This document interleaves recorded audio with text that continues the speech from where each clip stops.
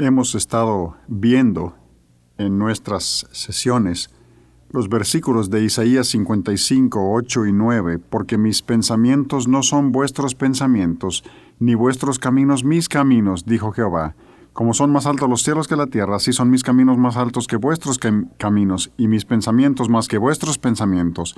O sea que Dios nos está diciendo, mis pensamientos no son lógicos a tu pensamiento, pero el hecho es que se fortalece nuestra fe al seguir sus caminos, porque se requiere fe para seguir sus caminos. Un ejecutivo nos habló recientemente para platicarnos cómo había aplicado los caminos de Dios en su vida. Él se había propuesto obedecer Romanos 13:8, que dice, no debáis a nadie nada. Este ejecutivo tiene la concesión de 4 restaurantes McDonald's, y esas concesiones no son baratas, como se han de imaginar. Y él había decidido que no iba a incurrir en deudas, así que había salido de deudas y tenía esas 4 restaurantes en la misma ciudad, y cuando estaba a punto de salir de sus deudas recibió una llamada de las oficinas centrales de McDonald's y le dijeron que esa ciudad ha crecido tanto que consideramos que podría sostener otra concesión y la ubicaremos ahí en el centro, en el medio de las otras 4 tiendas, y queremos ofrecerle a usted la primera oportunidad para comprarlo. Pues se han de imaginar, creo que es $250,000 para comprar una concesión. Y él dijo, pues tengo una convicción que no me permite deber, así que no hay manera de que lo pueda hacer. Tienen que ponerlo precisamente ahí. Y le dijeron, pues sí, es parte de nuestra estrategia de mercado, se va a abrir ahí y va a afectar sus tiendas. Pues él simplemente confió en Dios y dijo, Señor, no lo voy a hacer, tengo una convicción, no voy a deber, así que confiaré en ti. Pues abrieron esa concesionaria y efectivamente vendía $250,000, o sea que le quitaba a sus otras tiendas. Pero Dios siempre escribe el último capítulo y nos dijo, ¿saben que ese mismo año mis ventas en esas 4 concesionarias se dispararon en exceso de $500,000 por arriba de las ventas de años anteriores? Dice, Dios ha confirmado impresionantemente su realidad y su poder, y dice que ese resultó ser el año que más ventas había tenido. Dios se deleita en confirmar el rumbo que llevamos si tan solo estamos dispuestos a obedecerle y permitirle que se muestre realmente poderoso. Y quisiera decirles que en esta semana pasada me llamó un amigo que está conduciendo una clase con este manual, tomo 2, y me dijo, Jim, me sucedió algo interesante. Estábamos ahí platicando y entró un miembro nuevo al grupo. Entró y se sentó y es un estudiante de seminario. Y cuando se sentó ahí, oyó que estábamos platicando acerca de la deuda y los préstamos y Romanos 13:8, y dijo, oigan, pero esperen un momento, mi maestro en el seminario dice que Romanos 13:8 no tiene nada absolutamente que ver con el dinero, ni siquiera se encuentra en el contexto de dinero. Le dije, ¿y cómo le contestaste? Y dijo, pues antes de que yo pudiera contestar, un hombre que estaba en la última fila levantó la mano y dijo, oye, yo no sé qué clase de Biblia lea tu profesor, pero para mí es muy obvio. Dijo, si lees con atención allí, Romanos 13:6 y 7, está hablando acerca de pagar impuestos. Eso es dinero. Y de pagar tributos. Eso es dinero. Dijo, y luego llega al versículo 8 y sigue hablando de dinero y deudas. Y dice, es más, no le deban a nadie nada. Dijo, y luego el versículo 9 y cita los 10 mandamientos, no hurtarás, no codiciarás. Si ese versículo se encuentra mero en medio de un tratado sobre el dinero, ¿cómo que no está en el contexto del dinero?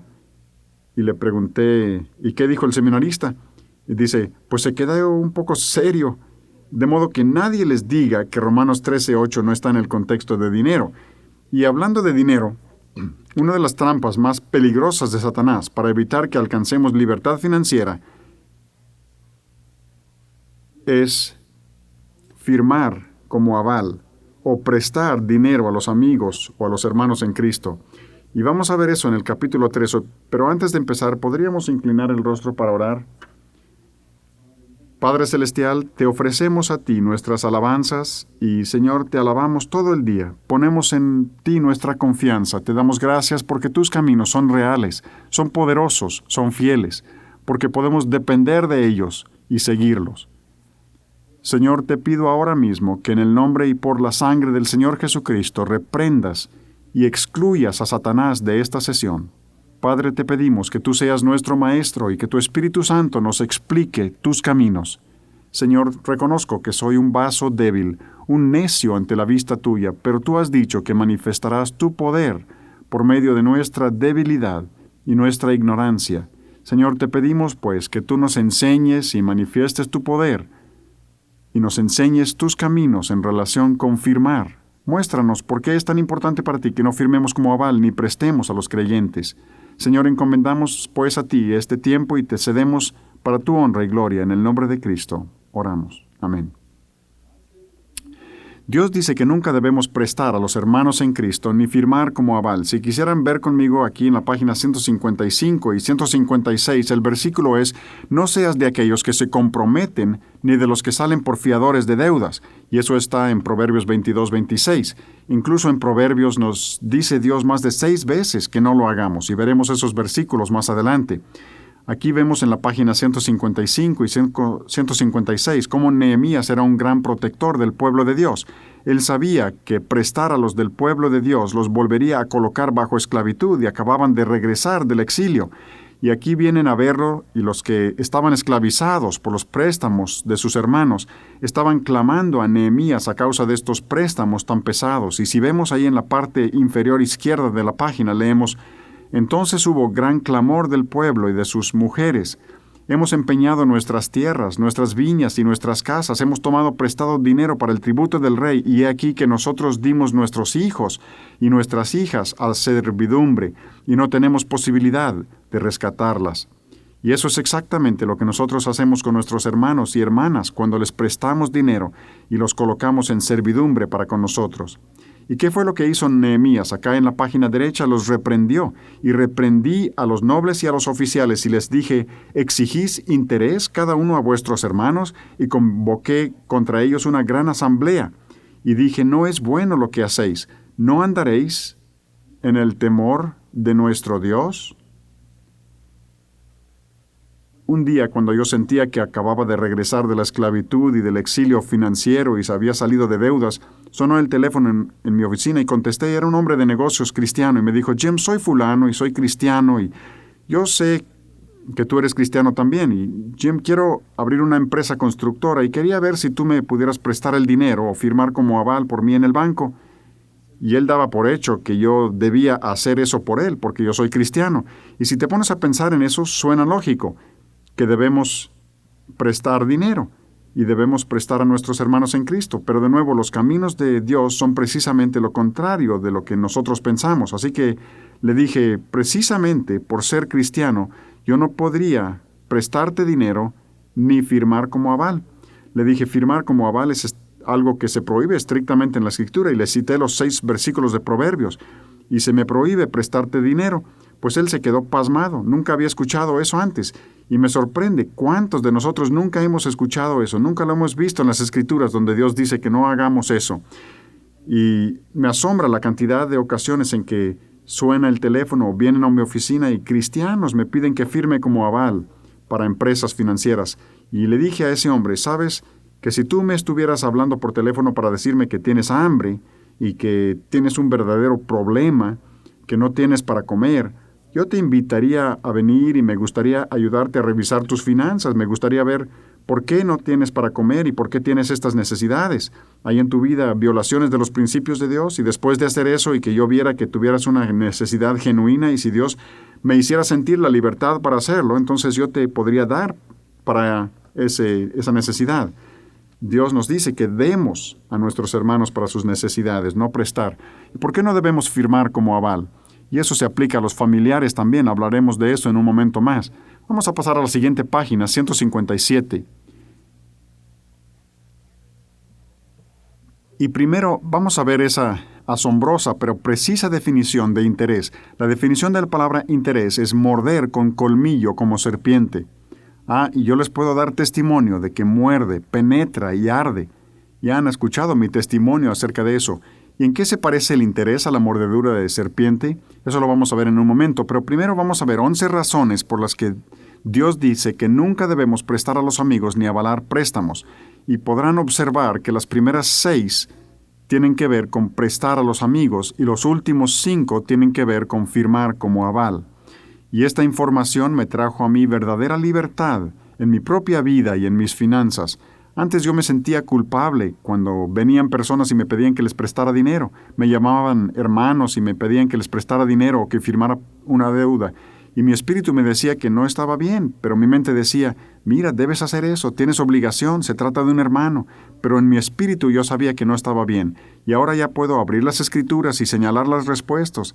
Y esto ha abierto toda clase de oportunidades para dar consejo. Y eso es lo que Dios quisiera que hiciéramos. Cuando vengan nuestros hermanos a decir, ¿me prestas dinero o me firmas como aval por una deuda? Explicar la razón por la que no puedes y luego poderles aconsejar en los caminos de Dios.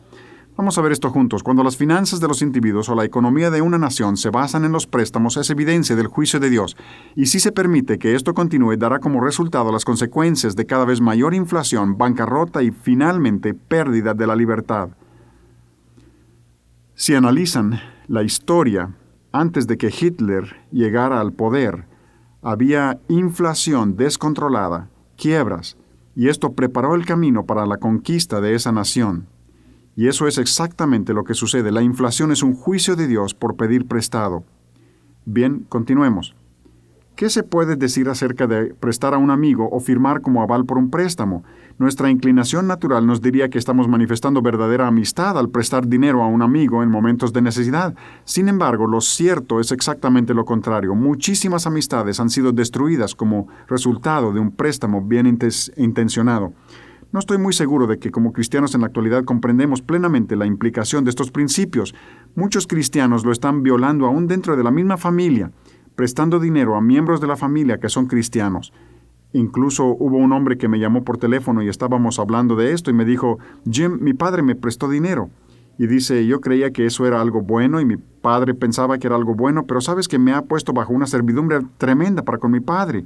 Dijo, cada vez que llevo a mi esposa a un buen restaurante, porque siento que ella lo merece o lo que sea, mi padre se entera de ello y reacciona contra mí y pregunta, ¿cómo salen a comer, a cenar? ¿No pueden darse el lujo de esa clase de restaurante? Si pueden hacer eso, entonces pueden pagarme lo que deben e ir a comer hamburguesas. Y ha causado toda clase de frustración y tensiones en la relación con mi padre porque tomé dinero prestado de él. Dios nunca quiso que nos prestáramos dinero unos a otros, especialmente en la familia. Otro amigo me llamó la otra noche y me preguntó, ¿qué tema vas a dar? Y le mencioné este capítulo y dijo, qué bien, dijo Jim, si pudieras lograr que los cristianos entendieran eso. Dijo, la hermana de mi esposa acaba de comprar un carro. Y yo creo que esto es bastante típico en nuestras familias cristianas. Mi cuñada le compró un carro a su abuelo y el abuelo decidió financiárselo. Eso suena bastante lógico. Así que él se lo financió y ella empezó a pagar las mensualidades y dice, mira, Jim, ese carro funcionó de maravilla mientras lo tuvo el abuelo, pero en cuanto lo empezó a usar ella, tuvo toda clase de problemas, toda clase de reparaciones y las reparaciones le salían tan caras que no pudo pagarle al abuelo. Y el abuelo se enojó porque ella no estaba haciendo los pagos y dice, hay tanta tensión y discusiones y está afectando a los padres y ellos tratan de ser mediadores, toda clase de problemas. Dijo, lo que estás compartiendo ahí de la palabra de Dios es tan cierto, destruye familias cuando se prestan dinero entre ellos. Es importante compartir estos principios desde temprano. Recuerdo que hace algunos años llegué a casa una noche y Faye me pidió que fuera a la tienda a comprar algo, así que yo iba a ir a la tienda e invité a Cindy para que fuera conmigo. Y primero me dijo que no, pero luego vi que estaba recapacitando. Era más pequeña y era como si estuvieran girando las ruedas en su mente. Y luego dijo, sí, voy contigo, papá. Y yo me pregunté, ¿qué tramará? Y se subió al carro y salimos para la tienda. Y en el camino me dijo, papá, mientras tú entras a la tienda de abarrotes, yo quisiera ir al lado a la juguetería. Y, papá, ¿sería posible que me prestaras $3? Y le pregunté, Cindy, ¿qué piensas hacer con los $3? Y dijo, pues tienen un pequeño alajero que yo quisiera comprar para colocar mis aretes. Y le dije, pues Cindy, no te puedo prestar los $3. Y me dijo, sí, claro que puedes. Lo que podemos hacer es que tú me des los $3 como préstamo y cuando yo los pueda ganar más adelante, de mis ganancias, yo te puedo regresar. Y le dije, Cindy, no me es posible hacer eso, la Escritura lo prohíbe. Nunca pensé que lo tendría que decir a mi propia hija. Y le dije, Escritura no me permite hacer eso. Y ella dijo, anda, papá, por favor, eso es nada más para los negocios, no es para las hijas. Y le dije, Cindy, sabe que es aún más importante que en la familia entendamos, y es importante que les hagamos ver estos principios cuando son pequeños. Le dije, Cindy, es muy importante. Es más, yo te agradezco que me lo hayas pedido ahora, porque me ha servido de recordatorio de que necesito compartir eso con la familia. Y fuimos a casa y saqué el manual del hombre y compartí este capítulo esa noche en la familia para que pudieran entender lo de hacerse préstamos unos a otros. Vamos a ver la número 1, ese primero. La primera razón por la que no debemos prestar a amigos ni familiares ni hermanos en Cristo, el préstamo convierte al amigo en siervo. La Escritura es muy clara en este punto. El que toma prestado es siervo del que presta. Proverbios 22:7. De manera que si deseas conservar una amistad, definitivamente no sería prudente prestarle dinero a tu amigo. Además de convertir a tu amigo en tu siervo, permites que él te ponga a ti en el lugar de Dios cuando le prestas. Eso es lo que sucede, es que empiezan a pensar en ti, especialmente cuando no te pueden pagar y sienten amargura y resentimiento, en lugar de sentir una plena libertad para concentrarse en el Señor. La necesidad de un préstamo generalmente indica que la persona está pasando por un tiempo de presión económica severa. Dios usa la presión para conseguir que le prestemos atención y para lograr que le busquemos a Él. Él promete: invócame en el día de la angustia, te libraré y tú me honrarás. Al prestarle a tu amigo, haces que Él quite su atención del Señor y lo ponga sobre ti. Esto del Salmos 50:15. Estábamos compartiendo esto en un grupo de varones y uno de ellos levantó la mano y dijo: Jim, ¿cómo quisiera haber escuchado esto antes? Y le dije: dime por qué. Y dijo: pues recientemente vendí mi casa y vino un matrimonio muy lindo a ver la casa. Y yo se la mostré, pero les faltaban $3,000. Y les dije: miren, yo les presto el dinero. Y dice, así que les presté el dinero. Y al mismo tiempo, mientras les estuve mostrando la casa, les presenté el Evangelio y estaban muy abiertos. Incluso oraron y pusieron su fe en Cristo como Salvador. Y dice, tuve el privilegio de conducirles a Cristo y les presté los $3,000 para enganchar la casa.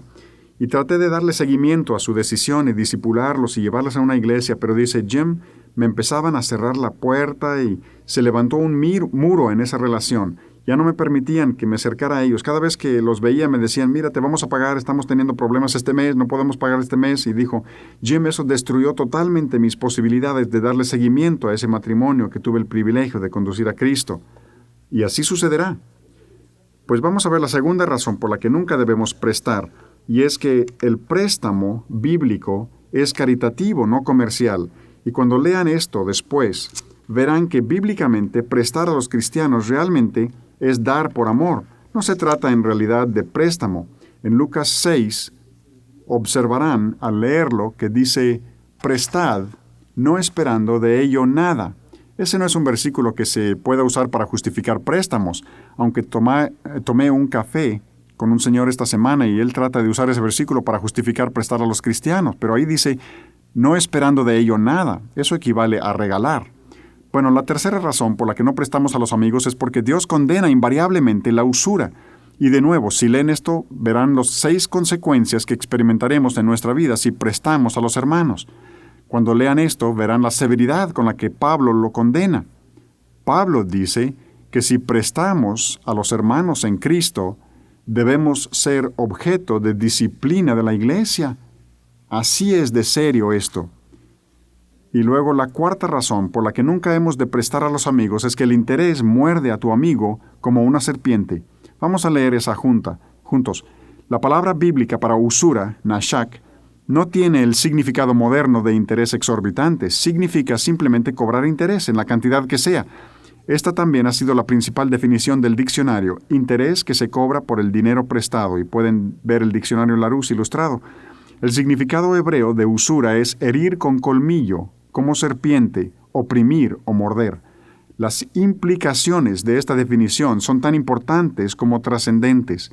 La herida del interés se escuchó en el clamor de muchos de aquellos cuyos testimonios están registrados en las Escrituras, y podrían agregar mi testimonio que compartí anteriormente a la lista de los que gritan a causa de esa mordedura. Yo descubrí cómo acá en la columna del lado derecho el interés es similar a la mordedura de serpiente.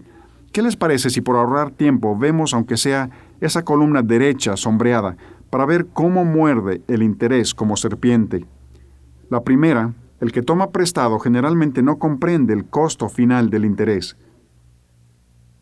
La semana pasada recibí una llamada telefónica por la noche y una persona conocida llamaba de larga distancia y me dijo, Jim, he considerado todos los factores, entiendo lo que dice la palabra de Dios, pero voy a seguir adelante con un préstamo para comprar casa.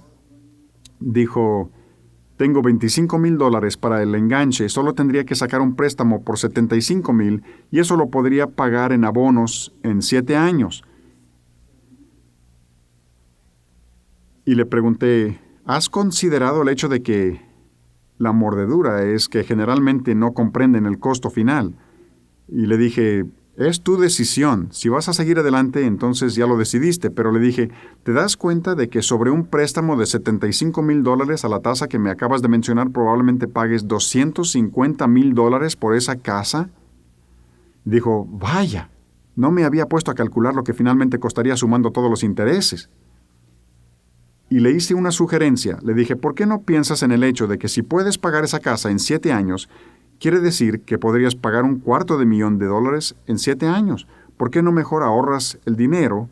Podrías tener los $75,000 probablemente en 3 o 4 años. Y dijo, eso nunca lo había pensado. Número 2. Los que se benefician con los intereses procuran que sea fácil que las personas consigan préstamos. Recuerdo cuando estábamos tratando de construir nuestro primer edificio libre de deudas. Empezamos a trabajar y nos llamó un banco, el banquero con el que habíamos trabajado desde hacía años, y me dijo, Jim, veo que has iniciado la construcción de un centro comercial por ahí. Jim, ¿estás enojado con nosotros? Le dije, no estamos enojados con ustedes. Pues ¿en qué banco consiguieron su dinero? Y le dije, no, ya no vamos a tomar dinero prestado. Estamos confiando en que Dios provea el dinero y vamos a construir sin deber, o no construimos. Y me dijo, se rió y dijo, anda, Jim, no es posible que vayas a hacer eso. Y le dije, sí, eso vamos a hacer. Y se rió de nuevo. Bueno, pero no estás enojado con nosotros. Le dije, no, no estamos enojados con ustedes.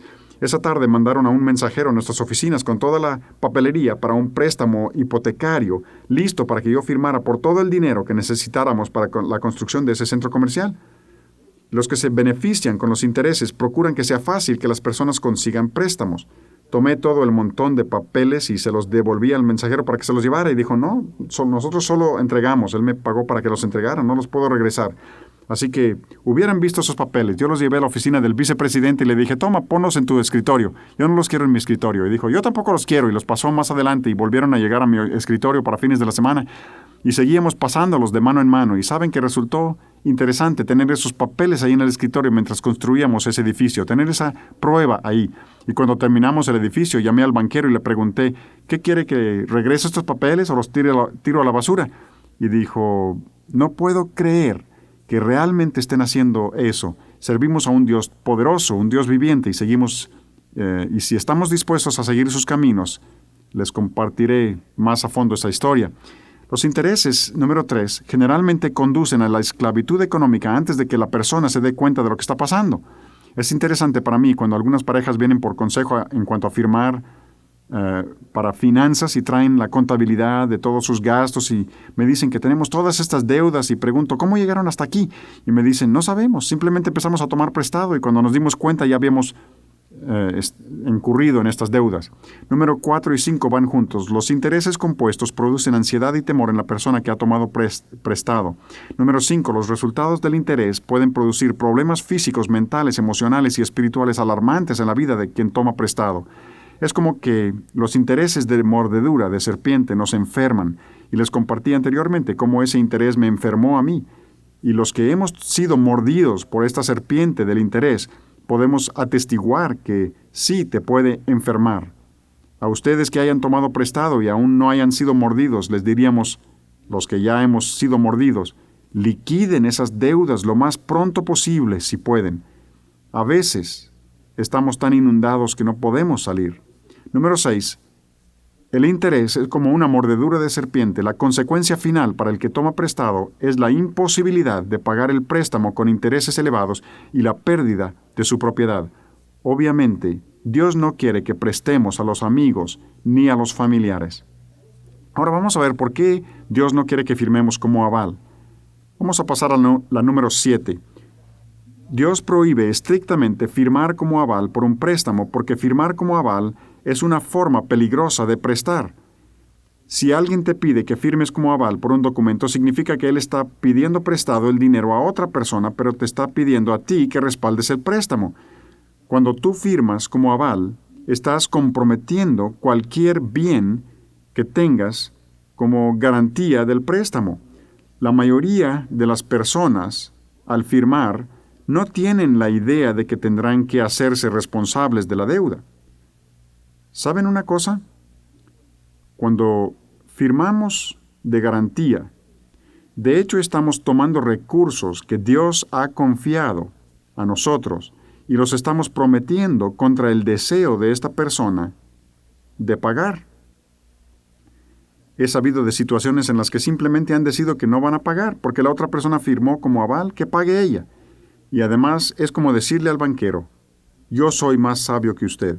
Usted ha rechazado a esta persona, pero yo no la rechazo.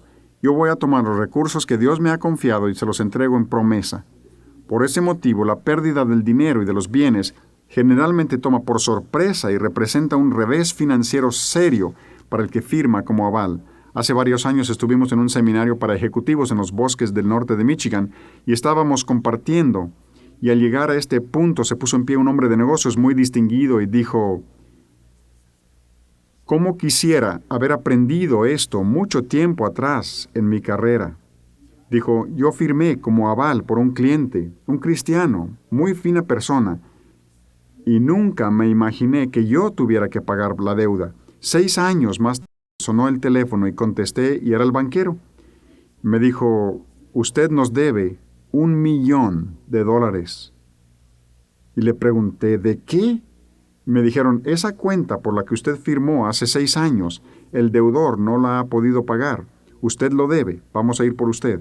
Y dijo, yo me quedé totalmente pasmado. Le dijo, yo no tengo $1,000,000. Así que estuvieron negociando y finalmente quedaron en 600,000. Aún así, él no tenía los 600,000 y terminó por vender toda clase de inventarios y recursos que nunca había pensado que tuviera que vender. Y dijo, puedo confirmar con toda certeza lo que usted está diciendo. Debemos entender que estamos prometiendo todos los recursos que Dios nos ha confiado cuando firmamos como aval por una deuda. Vamos a ver la número 8. Dios invariablemente condena el firmar como aval. La Escritura usa la palabra fiador para el término aval. 6 veces Dios nos suplica que rechacemos en todos los casos el firmar como aval. 6 veces en Proverbios. Y estos son todos los versículos aquí. Veamos ahí los títulos de las consecuencias y después pueden leer los versículos. La primera, firmar como aval, es una trampa para ti, como lo fue para el hombre a quien hemos mencionado. Una trampa de $600,000. Y a propósito, la semana pasada recibí una carta de ese hombre en la que dice, nuestra iglesia tiene una deuda y el banco ahora está pidiendo que los hombres de negocios de la iglesia pasen a firmar los documentos para garantizar el pago. ¿Qué cree usted que debemos hacer? Y le dije, no tiene nada absolutamente que ver con lo que yo piense. Ustedes lean lo que Dios manda en estos 6 versículos. Y le di estos versículos muy claros. No firmamos por nadie, para nada. Hubo otra iglesia en nuestra ciudad donde los 10 hombres de negocios más ricos tuvieron que firmar como fiadores para que el banco prestara dinero para construir. Firmar como fiador es como pedir prestado. Es presuponer el futuro como cierto, porque lo que sucedió fue que no previeron una división en la iglesia. La iglesia se dividió. La mitad de los miembros se fueron. Las ofrendas se desplomaron. Y esos hombres hasta la fecha siguen luchando con ese préstamo. Bien, hay otra, ahí bajo el número 8, otra consecuencia de firmar como aval es que te traerá tristeza. Me pareció interesante ayer en el avión cuando venía para acá, tenía mi libro así levantado hacia un lado y como que colgaba hacia el pasillo en el avión. El hombre que iba a mi lado estaba leyendo el periódico y de pronto me fijé que estaba estirándose para alcanzar a leer estos 3. Firmar como aval implica un yugo no bíblico, firmar como aval te expone a los timadores, etc. Y me había fijado que estaba leyendo antes acerca de no prestar a los amigos y eso. Entonces, después de un rato me tocó en el hombro y me preguntó, ¿es malo prestar dinero a los amigos? Le dije, pues, ¿por qué preguntas? Y dijo, porque yo le he prestado dinero a mi mejor amigo en 3 ocasiones. y nunca me ha pagado. Vamos a tener que hablar abiertamente para aclarar las cosas. Y le dije, pues estás experimentando exactamente lo que menciona aquí este manual. Y él preguntó, ¿y de quién es idea esa de no prestar dinero a los amigos? Le dije, pues ese es un concepto de Dios. Y me preguntó, ¿Qué tiene que ver con eso? Y estamos platicando de un lado a otro del pasillo. Y le digo, pues Él es el autor de la vida. Y tuve la oportunidad de compartir con Él la palabra y le dimos un folleto y lo invitamos al seminario. Y tenía mucho interés en saber más acerca de los caminos de Dios y cómo aplicarlos a la vida. Así que esperamos que asista a un seminario. De modo que firmar como aval te traerá pesar, y este hombre sí que tenía pesar, se le notaba en el rostro. La siguiente allí, firmar como aval manifiesta tu falta de entendimiento. Un cristiano sabio que sí tenía entendimiento fue librado de tener que pagar una deuda. Él me platicó, dijo, Jim, un amigo mío en el trabajo me pidió que firmara como fiador por una deuda y le dije que yo no podía hacer eso, como cristiano no puedo. Y dice, 2 días más tarde me llamó y me dijo, estuvo bien que no me hayas firmado porque mi padre ya firmó por mí, no te preocupes. Y dijo, Jim, pocos días después llegué a la oficina y Larry se llamaba. Larry no estaba en su lugar. Y les pregunté a los otros compañeros, ¿dónde está Larry? Y me contestaron, ¿no supiste? Larry murió en un accidente trágico. Me dijo, Jim, yo estuviera obligado con esa deuda. Dios sabía cuántos días iba a vivir ese hombre, yo no lo sabía, y si hubiera firmado estuviera bajo la carga de esa deuda. Presuponía el futuro como cierto. Y luego la última, allí, firmar como aval te puede costar todo lo que tienes. Ahora, ¿recuerdan aquel hombre en uno de nuestros centros comerciales que tenía una tienda de ropa y no podía pagar la renta? Estaba con 3 o 4 meses de rezago. Y Dios me impulsó un día a ir a platicar con él para ver si tuviera otros problemas y pudiéramos hablar de cosas espirituales. Así que fui a hablar con él y platicando le dije, ¿sabes que Dios a veces usa nuestras finanzas para llamar nuestra atención, para que podamos entender que Él es real y que es poderoso? Y me dijo, Jim, yo sé que Él es real, yo soy cristiano y eso lo entiendo, pero a mí no me da resultado. Y le dije, pues platícame, ¿cómo fue que abriste este negocio? Y dijo, pues eso es lo más triste de todo. Dijo, mi suegro tenía casas de renta, libres de deudas. Y él ahora se ha jubilado, pero toda la vida trabajó para pagar esas casas de renta. Y una vez que las había terminado de pagar, fui con él para pedirle que firmara como aval para que el banco me prestara capital para este negocio. Y fuimos al banco, pero pidieron garantía subsidiaria, y él puso todas las casas de renta como garantía. Y lo más triste es que ahora que yo estoy por quebrar, él está perdiendo todas sus casas de renta. Este es un hombre, un suegro, que trabajó toda su vida. Dios le dio recursos, estaban pagados. Y luego prometió esos recursos que Dios le había dado como garantía por otro, y los ha perdido. A los 65 años, tener que empezar de nuevo en la vida, ir a buscar un empleo. Firmar como fiadores puede costarnos todo lo que tenemos. Bien, vamos a ver aquí número 9. Firmar como aval implica un yugo no bíblico. Realmente para mí es peor que una asociación, porque en una asociación se comparten utilidades y pérdidas. Hablaremos acerca de asociaciones en un capítulo posterior, pero cuando firmas como aval, recibes todas las consecuencias y ninguno de los beneficios. Si otra persona toma dinero prestado y tú firmas como fiador y salen bien las cosas, ellos reciben todos los beneficios y tú no recibes nada. Pero si las cosas no salen bien, tú recibes todas las consecuencias y podrán leer eso para tener más detalles. Número 10. Firmar como aval te expone a los timadores. Será muy interesante que vean eso. Y luego número 11. Prestar o avalar pasa por encima de problemas mayores. Y es que al firmar por una deuda o prestar, pudiéramos estar interrumpiendo lo que Dios trata de hacer en la vida de otra persona. Dios frecuentemente disciplina y nos dirige por medio de la provisión de fondos, por falta de fondos o incluso con excesos de dinero, y luego nosotros estorbamos.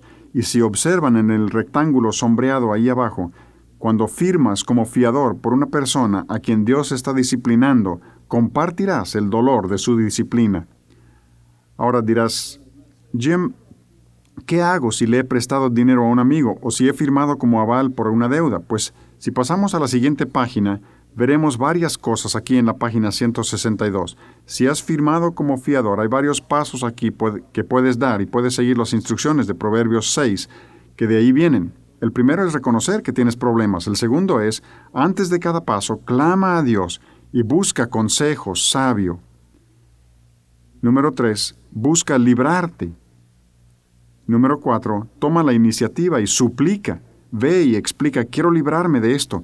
¿Cómo le hago para que quiten mi nombre de ese documento? Haz todo lo que puedas. ¿Y si has prestado dinero a un amigo? Número 1, es reconocer delante de Dios que has violado principios bíblicos al prestar y has ocasionado que tu amigo viole principios bíblicos al tomar prestado. Yo hice esto con un amigo mío, cristiano, le presté dinero para una empresa hace varios años sin saber que este era un principio divino. Pedí a Dios que me perdonara y fui a ver a esta persona para explicarle lo que había hecho, lo malo que era eso, y pedí que me perdonara y luego di el paso número 2, que es pedirle a tu amigo que te perdone por violar la Escritura y ponerlo a él bajo servidumbre al prestarle dinero. Explícale que deseas ser un verdadero amigo ayudándole a ser económicamente libre. Y número 3, consigue información con tu amigo para determinar cuáles son sus verdaderas necesidades financieras y qué problemas espirituales subyacentes las pudieran haber causado. Yo me senté con este amigo para hacer esto y le dije, cuéntame cómo llegaste a la situación en la que estás y por qué necesitas el dinero, etc. Y resulta que debía muchísimo dinero a todo mundo. Estaba profundamente endeudado y cuando llegamos al fondo del asunto tuve que reconocer que todo viene de un problema de raíz, que es la codicia. Jim, es que yo quería siempre más, quería todo lo que pudiera conseguir, todo lo que pudiera ganar. Y dijo, también había un deseo de compararme con los demás. Quería ser como ellos y reconoció lo malo que es eso. Y luego el paso número 4, determina qué cantidad quisiera Dios que le dieras a tu amigo y qué consejo y orientación le puedes dar.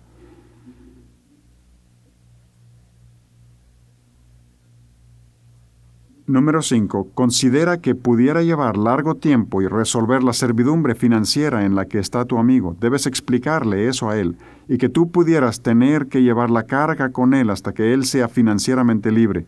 He trabajado con este amigo y eso es lo que Dios quiere que hagamos y en la actualidad va rumbo a la libertad financiera.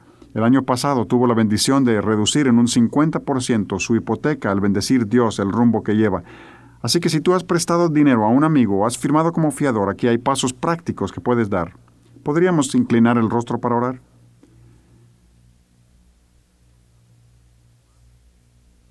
Hemos hablado acerca de estos pasos que podemos dar, pero antes hay un primer paso muy importante de tomar, la decisión de no prestar dinero a los amigos ni firmar como aval por una deuda. ¿Alguno quisiera tomar esa decisión ahora? Yo quisiera dirigirles en una oración. Es muy sencilla y muy clara. Padre Celestial, en conformidad con las claras instrucciones de tu palabra, no prestaré dinero a los amigos, ni firmaré como aval para nadie.